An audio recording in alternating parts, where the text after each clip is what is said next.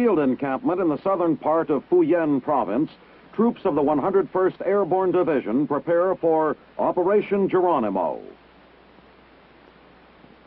Phase 1, being launched on the last day of October, is to be a night mission. The area where the search and destroy mission will be carried out is discussed as a recon platoon is briefed. Terrain features are pointed out on a map. Equipment to be taken on the sweep is given a final check. Black grease paint will help to hide the troopers from enemy eyes in the darkness. Finally, the airborne troopers move out. During the night, the area around Tuy Hoa is searched and scattered enemy resistance is met. Now, on the morning of November 1, the airborne units begin working their way back toward the landing zone. The probing continues on the way out. Bundles of clothing and other personal belongings left behind by the fleeing Viet Cong are examined. 17 of the enemy were killed during the night-long sweep. Bags of rice, also left behind by the VC, are opened and the contents destroyed. In a brief rest period, some men try to sleep, while others just sit down somewhere. Now, in full daylight, the night operators file out of the jungle and reach the open field where the helicopters will pick them up. A smoke signal brings the troop lift choppers, and the leg-weary jungle fighters begin the 64-kilometer flight back to their camp.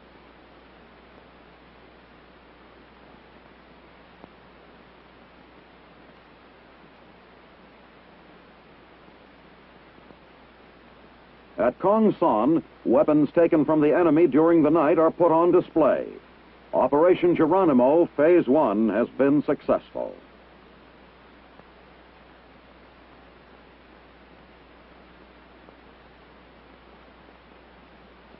A daily ground support mission is about to get underway as 2 gunships of the 48th Aviation Company take off from their base at Tuy Hoa. Today, the 23rd of October, will be different.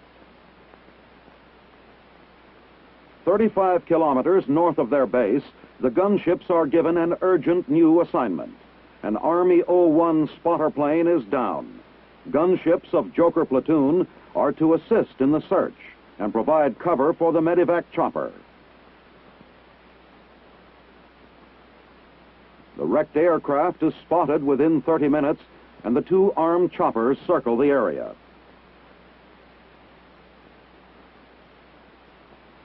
Dust-Off arrives, sliding downward toward the crash site to pick up the injured pilot.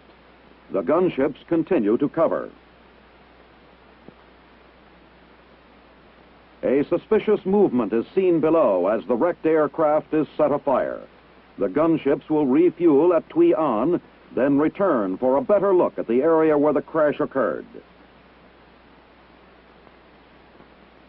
Landing at Tuy An, the refueling commences at once, while the 2 aircraft commanders quickly discuss the plan of action.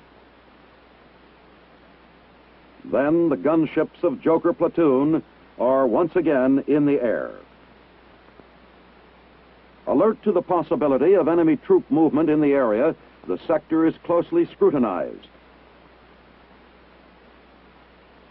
And photographs are taken of all suspicious localities. Then ground fire is encountered. The gunships go into action, raking the edge of the jungle with machine gun fire as each helicopter makes a pass.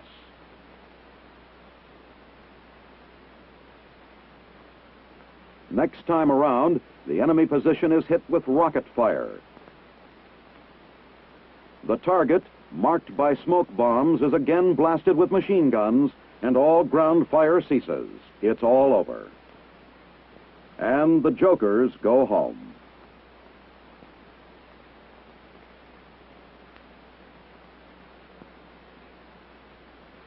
Halfway between Phu Quat and Hammond Airfield, lies a holding camp for Vietnamese refugees. Established by the 1st Air Cavalry Division, its primary function is to take care of civilians uprooted from their villages during Operation Irving. Male refugees construct permanent-type dwellings with materials supplied by the 1st Cav, although the camp will be their home only until they can be moved to resettlement villages. However, for the time being, many still live in tents. Anything of value which they can salvage is put aside for their future homes. Meanwhile, as they wait to begin new lives, each family cooks and eats its meals out of doors. During the month of October, approximately 2,800 displaced civilians have been given refuge here, in addition to the livestock which will help them begin anew. A short distance away, nearer Phu Cat, at a compound established by a United States MP company, prisoners taken during Operation Irving are given an ID check. As soon as they are checked in, these Viet Cong, captured by the 1st Air Cavalry Division, are taken to one of the compound buildings for interrogation. A U.S. lieutenant and an ARVN interpreter team up to interrogate one of the prisoners.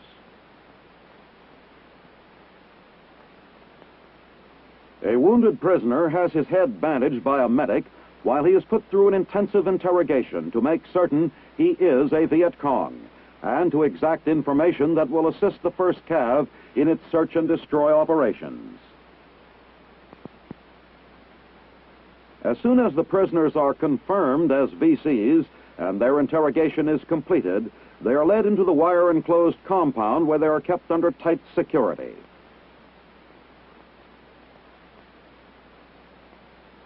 This hut serves as their sleeping quarters. Although only 20 are being held here at the moment, as many as 400 a day have been brought in during Operation Irving. They line up outside for dinner. On the left are Chiu Hois, who surrendered voluntarily. In the center is a North Vietnamese regular, and on the right are VC guerrillas.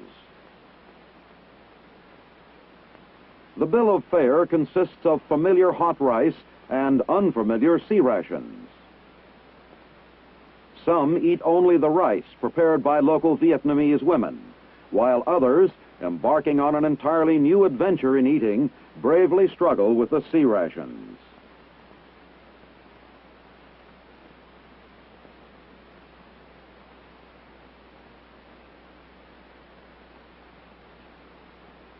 The Mekong River and the monsoon season add up to an inescapable fact of life in the Mekong Delta.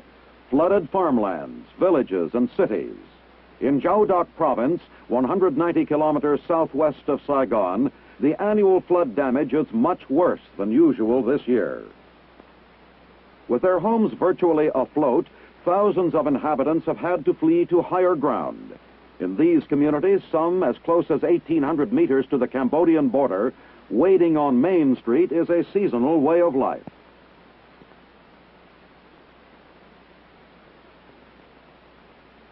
U.S. military vehicles trying to help are bogged down. U.S. Special Forces personnel stationed in the Delta team up with the Navy and U.S. Aid to fly emergency medical supplies and food to the refugees. Thousands of typhoid and cholera shots will be administered to prevent epidemics. The rescue crews discuss loading problems, since helicopters must take off carrying an overload of as much as 500 pounds. The floodwaters came last year and will almost surely come next. And as long as they're in the area, U.S. Army personnel will do all they can to help.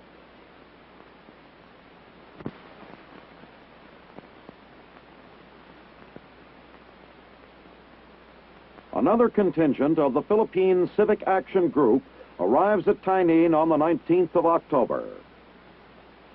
Here, 80 kilometers northwest of Saigon, the new hospital group is greeted by other members of the Civic Action team who had arrived during September.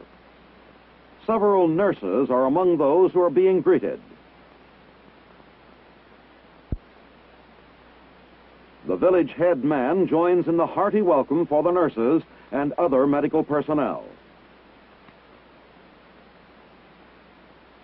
Work on the Tainan Station Hospital was begun by the Filipino engineers soon after their arrival. This building, one of 3 in the hospital complex, will house the outpatient clinic and dispensary. The temporary dental clinic already services some 300 patients per day. Most work is extractions. At the adjoining dispensary, patients are registered in and medics take care of them. A high percentage of the patients are children. Nearby, the old Tainan school is undergoing remodeling and expansion. Improved educational facilities rank high on the program of activities. Viet nationals assist in the work. At the village of Tai Binh, a short distance away, food is distributed to the needy residents by one of the Philippine Civic Action teams. On the outskirts, members of the security battalion stand guard. The village is located in War Zone C. The 29th of October is a banner day for the people of Phu Quang village, 32 kilometers north of Saigon. They are celebrating the start of a new road building project. Civilian dignitaries gather from near and far for the occasion. Flower garlands go to the Filipino engineers who will build the road. The commander of the Philippine Civic Action Group explains the construction program and pledges assistance for the district.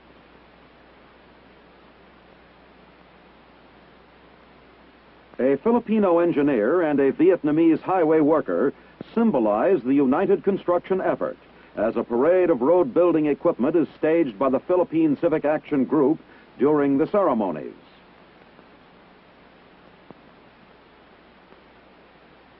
The Philippine commander bids farewell to the villagers, and the new Civic Action Project is officially launched.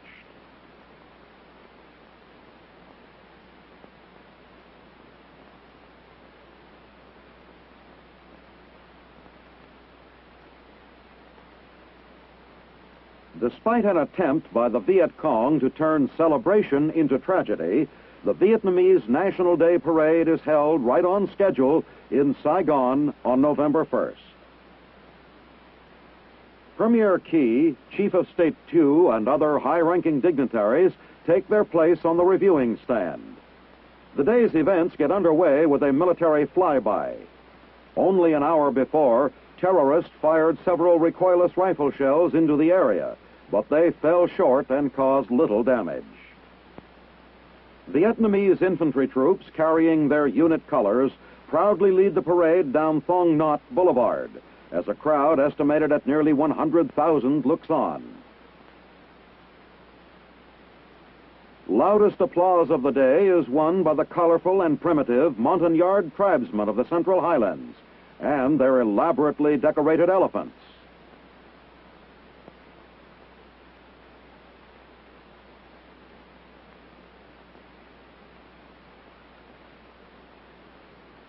Not to be outdone, the Montagnard tribe's women also put in an appearance. Another popular group is a band of 500 former Viet Cong who came over to fight on the government side. A crack military drill team makes an impressive showing, as does a Royal Australian Army band leading a combined company of Aussie and New Zealand forces.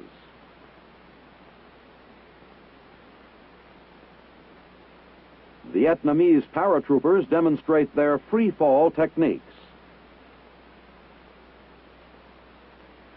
They are followed by elements of the Philippine Civic Action Battalion. Just about every type of Allied fighting unit in Vietnam makes an appearance, even a scout dog platoon. The hour-long parade climaxes 18 days of celebration, commemorating the overthrow of the Diem regime in 1963 and the establishment of a new republic. But even more, it demonstrates once again the determination of both Vietnamese and Allies to defend the independence of that republic.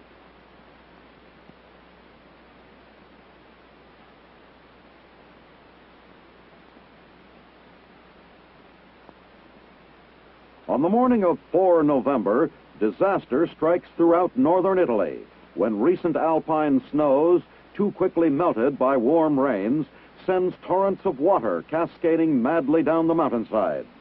A normally dry creek bed running through the resort of Fiera di Primiero is suddenly transformed into a raging river, causing landslides and destroying homes and bridges.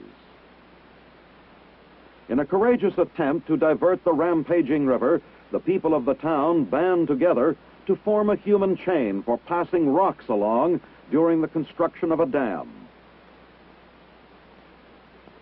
For 3 days, the onslaught continues. All roads are washed out, communication disrupted. Totally isolated, the community exists without heat, electricity, or drinking water.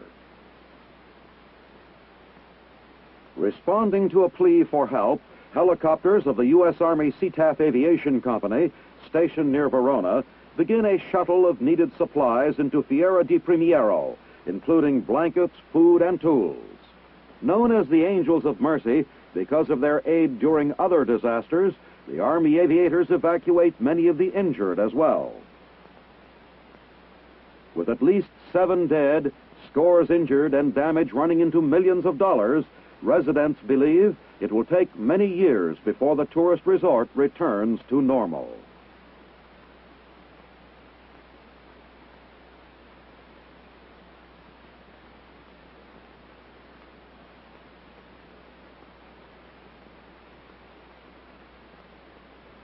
Feeling right at home in the rarefied atmosphere of the world's highest commercial airport, astronauts Richard Gordon and Neil Armstrong arrive in La Paz, Bolivia, to continue their goodwill tour of Latin America.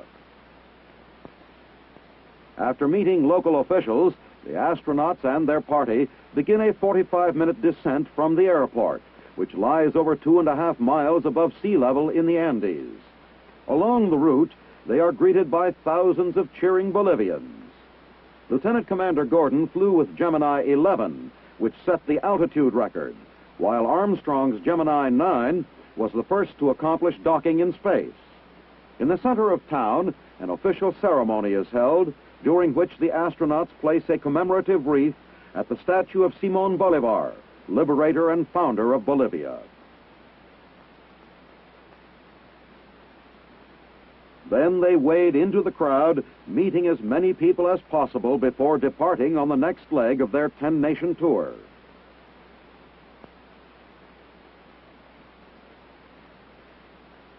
Several days later, it's much the same story as the astronauts reach Panama City, last stop on their busy agenda.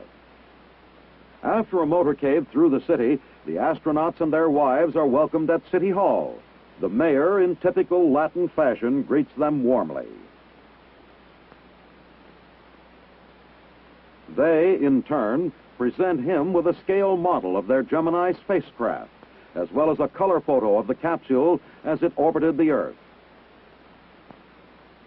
Next stop is Cathedral Plaza, where the astronauts, accompanied by American Ambassador Adair, once again place a commemorative wreath, this time beneath the bust of Panama's founder and first president, Dr. Manuel Amador Guerrero. As the hectic 3-week tour winds up, the astronauts look forward to the more leisurely business of piloting spacecraft.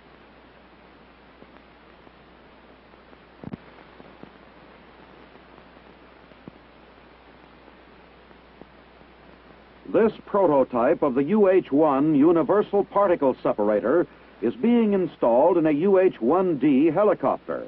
Developed by the Army Materiel Command, it is designed to reduce erosion of the T-53 engine, used to power the UH-1B, UH-1B 540, and the UH-1D.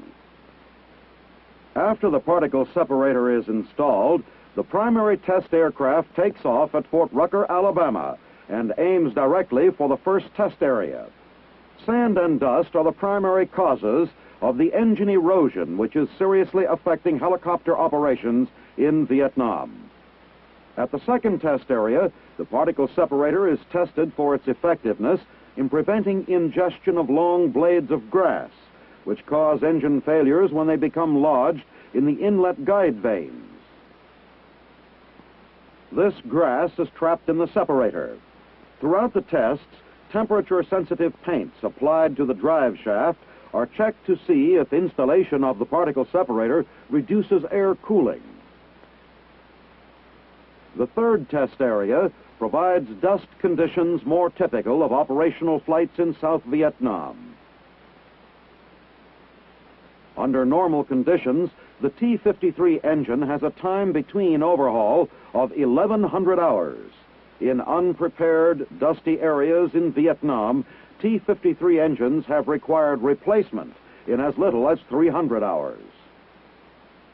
If the UH-1 universal particle separator proves itself under these varied conditions, it is expected that engine failure in Vietnam will be greatly reduced.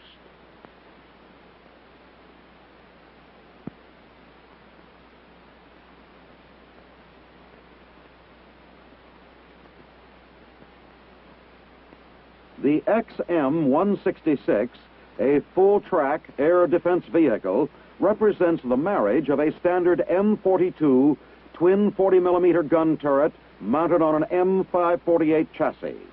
In tests conducted on the Donna Ana Range, El Paso, Texas, the XM-166 is put through its paces. The weapon fires at towed and fixed ground targets. The XM-166 proves its maneuverability in cross-country tests. Combat loaded with 5 men aboard, the vehicle weighs 29,000 pounds, half the weight of the present M42. The current tests reflect firing damage to the operator's cab, equipment, and tie-down belts. It is expected that these deficiencies will be corrected. Put through a series of stability tests with hydraulic system stabilizers in on and off positions, the XM-166 displays a fine degree of stability. When all tests have been completed and evaluated, it is expected that the XM-166 will replace the M42 and provide air defense with an air-droppable amphibious full-track vehicle, and at the same time represent a dollar savings, since the chassis itself is presently in the Army inventory.